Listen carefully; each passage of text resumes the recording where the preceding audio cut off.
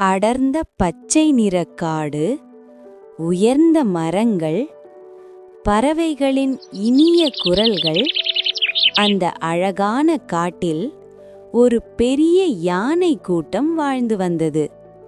அந்த கூட்டத்தில் எல்லாருக்கும் பிடித்த ஒரு குட்டி இருந்தது.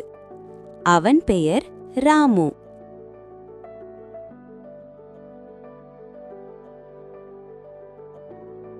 ராமு ரொம்ப சுட்டி, எப்போதும் ஓடிக்கொண்டே இருக்கும்.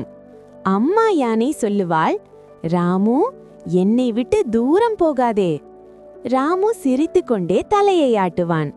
ஆனால் அந்த நாளில் ஒரு சின்ன தவறு நடந்தது. ராமு ஒரு அழகான பட்டாம்பூச்சியை பார்த்தான். அதன் பின்னாலேயே ஓடினான். சுற்றி பார்த்தான். அம்மா இல்லை, யானை கூட்டமும் இல்லை. ராமுவின் கண்கள் கலங்கின. காடு அச்சமாக தோன்றியது. பெரிய மரங்களின் நிழல், விசித்திரமான சத்தங்கள். அம்மா என்று ராமு அழைத்தான். ஆனால் பதில் இல்லை. அவனுக்கு பயம் வந்தது. அந்த நேரத்தில் ஒரு மயில் இறகுகளை விரித்து வந்தது. ஏன் அழற என்று மயில் கேட்டது. ராமு எல்லாம் சொன்னான்.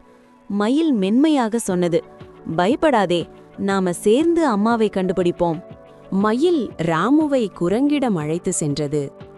குரங்கு மரத்தின் மேலிருந்து எல்லா பக்கமும் பார்த்தது.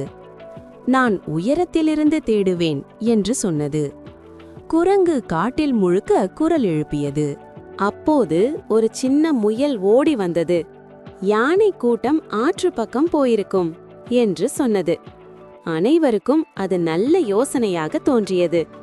ராமு, மயில், குரங்கு, முயல் அனைவரும் சேர்ந்து ஆற்றை நோக்கி நடந்தார்கள்.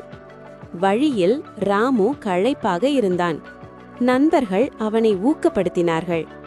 நாங்க உன்னோட இருக்கோம்.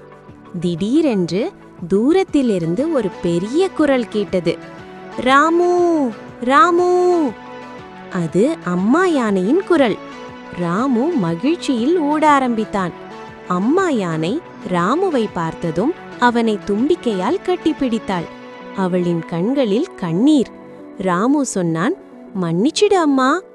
அம்மா மென்மையாக சொன்னாள், நீ பாதுகாப்பா இருக்கணும். அந்த நேரத்தில் ஒரு காடு காவலர் வந்தார். அவர் எல்லாம் பார்த்து சிரித்தார். இதுதான் நட்பு மற்றும் ஒற்றுமை என்று சொன்னார். அந்த நாள் ராமு ஒரு பாடம் கற்றுக்கொண்டான். அம்மாவை விட்டு தூரம் போகக்கூடாது. உதவி கேட்டால் நண்பர்கள் கிடைப்பார்கள். ஒற்றுமைதான் பெரிய சக்தி. உதவி செய்யும் மனசும் ஒற்றுமையும் இருந்தால் எந்த பிரச்சனையும் தீரும். இந்த வீடியோ உங்களுக்கு பிடித்திருந்தா லைக் பண்ணுங்க, கமெண்ட் பண்ணுங்க, ஷேர் பண்ணுங்க, அப்புறம் சப்ஸ்கிரைப் பண்ணுங்க.